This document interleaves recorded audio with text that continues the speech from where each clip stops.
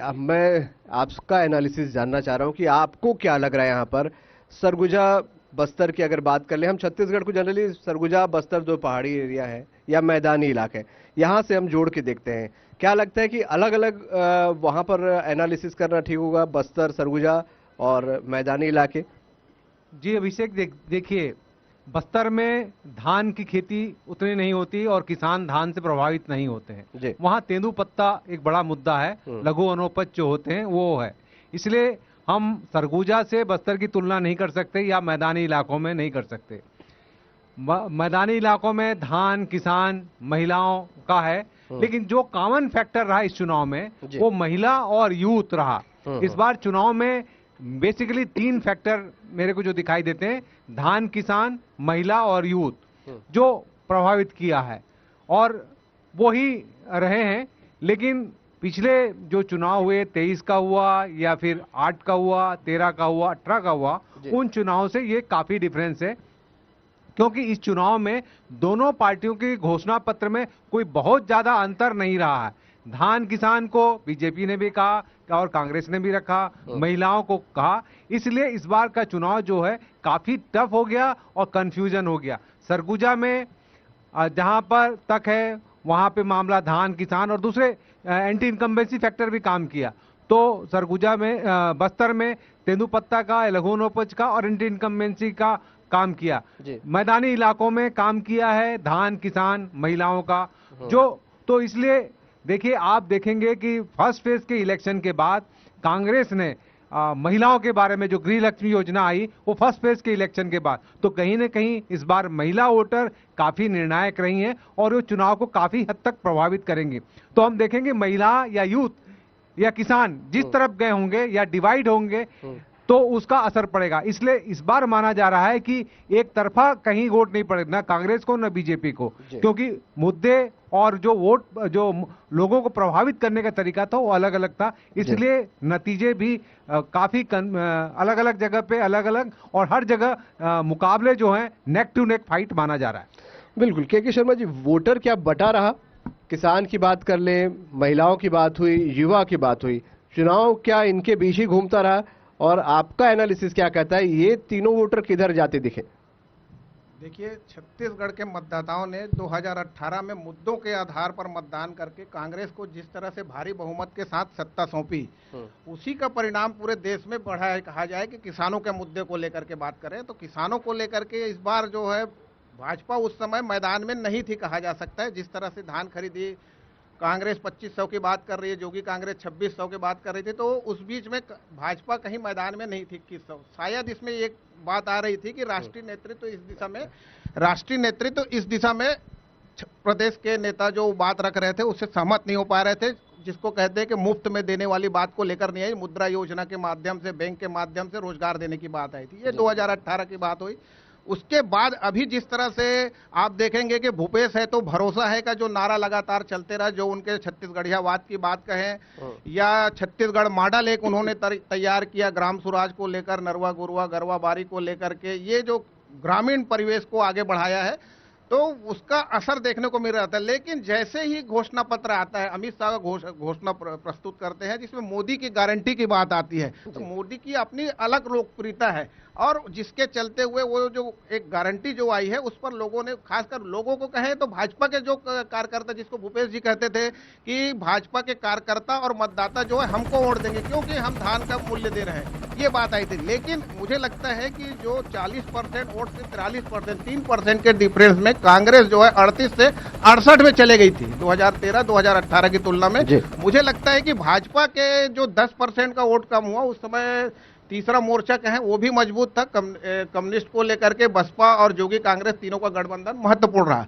लेकिन इस बीच में भाजपा का जो कम हुआ, इतना पहली बार इतना कम देखने को मिला है, तो ये मार्जिन के बीच में जो भाजपा के, मुझे लगता है कि ये जो कार्यकर्ता, उसके कार्यकर्ता और मतदाता जो वापस भाजपा की ओर लौटे हैं वो कितना लौटे हैं, चाहे वो धान खरीदी की बात कहें, चाहे वनोपज की बात कहें, तमाम विषयों में बराबर है। कांग्रेस को जहां तक एज की जो बात कर रहे हैं तो वो सिर्फ आ रहा है आखिरी में जो 15,000 की जो बात महिलाओं को की वो कहां तक पहुंचे ये बात है। और धान खरीदी जो 3200 है उसको मुझे लगता है कि 3100-3200 में जो भाजपा का निष्ठावान कार्यकर्ता है इसके कारण से वोट चेंज कर देगा ऐसा नहीं लगता, जिसके चलते हुए अभी जो भाजपा के मतदाता यदि वापस लौटे तो पिछले 2018 को छोड़ के बाकी तीनों चुनाव देख ले, 2003, 2008 और 2013, इसमें जो वोट का आप देखेंगे तो 49-50 में भाजपा 3 साल तक शासन की है, बहुत 3 बार जी है। तो वही स्थिति मुझे लगता है ये कम है, मार्जिन की बात आएगी। और तीसरा मोर्चा जो यहाँ पे भाजपा को अब तक राकपा की बात करें या जोगी कांग्रेस की, ये जो लाभकारी कहा जाता है भाजपा के लिए, ये कितना असर करते हैं। जैसे कहें कि भ्रष्टाचार का भी मुद्दा रहा, युवाओं को लेकर पीएससी का भी मुद्दा रहा, तमाम प्रकार के किसानों का भी मुद्दा रहा, महिलाओं का मुद्दा, महिलाएं जो बड़ी संख्या में पूरे प्रदेश में जो मतदान करने आई हैं उसमें महिलाओं की ओर जो मतदाता, उस समय भी था शराबबंदी विषय था, लेकिन इस बार दोनों ही दलों ने इसे छोड़ दिया। इस बार जो मुद्दा आई है वो 15,000-12,000 को लेकर जो बात आ रही है, डिसाइडिंग फैक्टर क्या होगा ये बहुत है।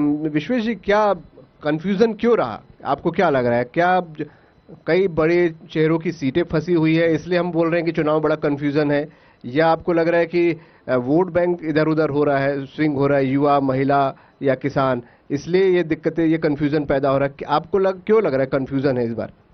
देखिए, कंफ्यूजन का एक कारण तो शर्मा जी ने बताया कि पिछले बार जिस तरीके से एक बड़ा वोट बैंक भाजपा का कांग्रेस में चला गया, तो वो जो फ्लोटिंग वोट थे वो कितने भाजपा में वापस आए, ये एक बड़ा कंफ्यूजन है कि अगर भारतीय जनता पार्टी के वोटर्स पार्टी पे लौटे हैं तब तो फिर निश्चित रूप से पार्टी को बड़ा लाभ है। लेकिन अगर मान लो वो पिछले 5 साल की कार्यकाल से, सरकार के कार्यकाल से, या उनको जो मिलने वाली चीजें हैं उनसे वो संतुष्ट हैं और वो पूरा नहीं लौटा है, तो ये टफ है। तो ये कंफ्यूजन, बेसिक कंफ्यूजन यही है कि जो पिछले बार का जो लैंडस्लाइड था बीजेपी का, वो कितना क्या कवर होगा। दूसरी एक इस चुनाव में थोड़ी सी एक और अजीब बात सी या अलग बात सी देखने मिली कि जो सरकार की फ्लैगशिप योजनाएं थी, गोधन या इस तरीके की जो योजनाएं थी, वो कहीं पर नहीं, वो गायब थी। तो क्योंकि ये इसलिए होता है कि जनता को जो मिलने लगता है, मतदाता को जो मिलने लगता है, वो उसको अधिकार मानता है। तो अब वो चाहता है कि नया क्या, तो सारी जो घोषणा पत्र थे वो फ्री बीज पे आ गए कि और मुफ्त में क्या देना है। तो जैसे इन्होंने 12,000 बोला बीजेपी ने, उन्होंने 15,000 बोला। अब इसमें बेसिक मुद्दा यह है कि कौन कितना कन्वे करा पाया, मतदाता तक के कौन कितनी चीजें अपनी पहुंचा पाया। जैसे भारतीय जनता पार्टी ने कर्ज माफी का एक तोड़ लाया कि हमने जो 2 साल का बोनस नहीं दिया है अपने सरकार में, उसको एकमुश्त देंगे। उसकी राशि और कर्ज माफी की राशि तकरीबन बराबर है, बल्कि कर्ज माफी से ज्यादा है उसकी राशि। लेकिन ये कितना ये मतदाताओं को वो समझा पाए। भाजपा ने 12,000 वाली चीज तो समझा दी, क्योंकि वो जो महतारी वंदन योजना था उसका फॉर्म भराना शुरू कर दिया और उसने जमीन पे ये दिखा दिया कि हम दे रहे हैं। अब कांग्रेस को 15,000 समझाने का कितना समय मिला, वो कितना समझा पाए। तो ये एक बेसिक मुद्दा है कि मतदाताओं को पॉलिटिकल पार्टीज ने कितना कन्विंस किया। तो वो कंफ्यूजन पार्टियों के साथ भी है और इसीलिए ये कंफ्यूजन पूरे रिजल्ट पे आके खड़ा हो गया है। ठीक बात। सतीश जी, आपको क्या लग रहा है डिसाइडिंग वोटर कौन होगा? किसानों की खूब चर्चा हो रही है, महिलाओं की हो रही है, युवाओं की हो रही है। क्या महिला वोटर, जो एक जनरल चर्चा है कि महिला वोटर जिधर जाएगा उधर उसकी सरकार बनेगी, आपको भी ऐसे ही लगता है? देखिए, निश्चित तौर पर जो आप बात कर रहे हैं, और ये 50% से अधिक है, थोड़ा सा अधिक ही है इस पूरे छत्तीसगढ़ में महिला वोटरों की संख्या, और एकाएक आकर्षक ऑफर ठोका गया है। तो ये आप इस चुनाव को लोकतंत्र बनाम भीड़ तंत्र कहें तो ज़्यादा अच्छा है कि कितने ग्राहक किसने लुभाए। और इसको जैसा कि कहा आप साथी ने कि आप कैसे ऑफर्स दे रहे हैं, अगर इसके आधार पर अगर आप पूरी व्यवस्था चौपट हो सकती है।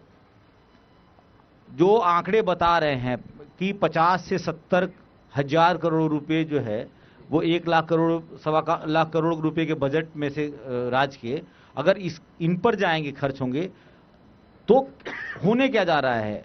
एक तरफ आप या तो मानव संसाधन का विकास कर सकते हैं, या मानव को आप दे करके, पैसे दे करके और उनको योग्य बनाने, उनको मुफ्त की रेवड़ी दे सकते हैं, जिसकी लेकर के आलोचना बीजेपी बहुत करती रही, लेकिन वो कहीं आगे निकल के आ गई इसके बारे में। लेकिन मेरे को लगता है कि जनता भी सोचती है कि हम चुनाव के बाद सोचेंगे और राजनीतिक दल भी बाद में सोचेंगे, ऐसी कुछ परंपरा चलती। हाँ, निश्चित तौर पर सभी लोगों को लग रहा है ना, जो मिल रहा है उसको क्यों न ले लें, बटोर क्यों न ले। देखिए, उलझाने की कोशिश भाजपा ने तो हर काट पर मैंने की है। जिस तरह से कांग्रेस पहले से ही जातीय कार्ड में, हो सकता है कि थोड़ा मेरा परसेप्शन गलत हो, लेकिन जिस तरह से ओबीसी आरक्षण को लेकर के कार्ड खेला गया था, एक साल पहले से ही मुझे लगता है कि 2022 में ही ये विधानसभा से प्रस्ताव पारित करके भेज दिया गया था, राज्यपाल के पास अटका हुआ है। तो वो जातीय कार्ड जो खेला था, अब उसके बाद के अंदर का कार्ड है, मीन्स की व्यक्ति, हर व्यक्ति अलग है आधार कार्ड की तरह से। तो जातीय कार्ड जब ओबीसी कार्ड खेला, तो फिर उसके बाद से आया कि भाई यहां पर कौन ज्यादा, कुर्मी ज्यादा या साहू ज्यादा। तो साहुओं में भी एक महत्वाकांक्षा उभरी और उसको पूरा उभारा गया। आप देखिए कि कितने साहुओं को भाजपा की तरफ से टिकट दिए गए हैं। और फिर ये ना, तो आपका मानना है ओबीसी में भी वोटर बटे? देखिए, निश्चित तौर पर बटे, और यह पूरी तरह से लोकतंत्र, जो संविधान की जो हमारे प्रस्तावना है, जो हमारा विधान है कि जाति धर्म के आधार पर भेद नहीं करेंगे, उसी आधार पर चुनाव हो रहा है। तो ये तो चुनाव आयोग के लिए मंथन का विषय है, ये वो उस वर्ग के लिए मंथन का विषय है। मेरे सवाल का जवाब आपने नहीं दिया, लेकिन महिला वोटर किधर जाता दिख रहा है? जी, निश्चित तौर पर अगर फ्री बीज की बात है, अगर किसी को आराम से मिल रहा है, महिलाओं में बड़ा तेज आकर्षण, मैंने 2, 4, 5, 10 जितने भी महिलाओं से, तो उनको बड़ा अच्छा लग रहा था कि हाँ उनको मिल रहा है। वो भले ही वो हो सकता है कि उनके पतिदेव लाख रुपए कमाते हों, लेकिन उनको लग रहा है दोनों ही दे रहे हैं। पर दोनों ही दलों ने कहा कि हम देंगे। हाँ, और देखिए, ये आप इसके महत्ता को समझा जा सकता है कि कांग्रेस को अब उस पर आना पड़ा। मीन्स की एक तरफ जब हम धान की बात कर रहे थे, धान की कीमत देने का अर्थ क्या है कि एक आम आदमी को जो चावल खरीद कर खाता है, उसको महंगा चावल खरीदना पड़ेगा जी, ठीक है। उसी तरह से जब आप ये तो ये बीजेपी व भाजपा जो है पहले पीछे पीछे चल रही थी कि नहीं करेंगे, नहीं करेंगे, नहीं करेंगे, लेकिन अंत में बात एक सिद्धांत जो छोड़ करके कि यहाँ पहले सत्ता में होना जरूरी है, सत्ता में रहेंगे तब हम कुछ कर लेंगे। बिल्कुल सही कहा आपने। रवि भोई जी, आपसे भी वही सवाल, महिला वोटर किधर जाते दिखा? लेट एंट्री हुई महिलाओं की, महिला वोटर्स पे आखिरी में ध्यान दिया गया। मुझे लगता है कि घोषणा पत्र के बाद से महिलाओं पर फोकस बढ़ा। आपको क्या लगता है, महिला वोटर का स्विंग किधर दिखा? देखिए, महिला वोटर मेरे ख्याल से लगता है दोनों तरफ से बटे हैं, क्योंकि फर्स्ट फेज में तो महिला वोटर कहीं ना कहीं जिस तरह से भाजपा ने फॉर्म भराया, उनको कन्वे किया, वो आकर्षित होकर निकली। और उसके बाद लगा कि कांग्रेस को भी लगा कि ये महिलाएं ज़्यादा डिसाइडिंग फैक्टर हो सकती हैं, तो उन्होंने भी गृहलक्ष्मी योजना की घोषणा की। तो उसके बाद महिलाएं तो बढ़ गई हैं, लेकिन महिलाएं किस तरफ ज़्यादा गई हैं ये फिर रिजल्ट से ही सामने आएगा। लेकिन इस बार का जो चुनाव है टोटली ऑफर बेस्ड चुनाव है कि कौन ने क्या ऑफर दिया है। ऑफर जिसका ये जनता तय करेगी किसका ऑफर उनको कौन सा अच्छा लगा, क्योंकि ऑफर सब ने दिया है। जो बीजेपी कहती थी कि हम फ्री बीन से उसको रेवड़ी नहीं देंगे, लेकिन सत्ता में आने के लिए उन्होंने भी किसान और धान को किया, महिलाओं को दिया, एजुकेशन की बात की, सब्सिडी की बात की। तो निश्चित तौर से सब तरह की इन्होंने लुभावने बातें की हैं। और इस तरह से जो वोटर्स हैं वो डिवाइड ही रहे। इसलिए आप देखेंगे 23 में 2003 और 23 में दोनों में बहुत डिफरेंस है। 2003 में एनसीपी के कारण कांग्रेस के वोट परसेंट कटे और इसलिए बीजेपी सरकार में आई जी। और उसके बाद लगातार 3 बार सरकार में ही अलग अलग कारणों से रही, जो भी चाहे चाउर वाले 1 रुपए किलो चावल वाला रहा या फिर कांग्रेस के अंतरण कला जो भी रहा।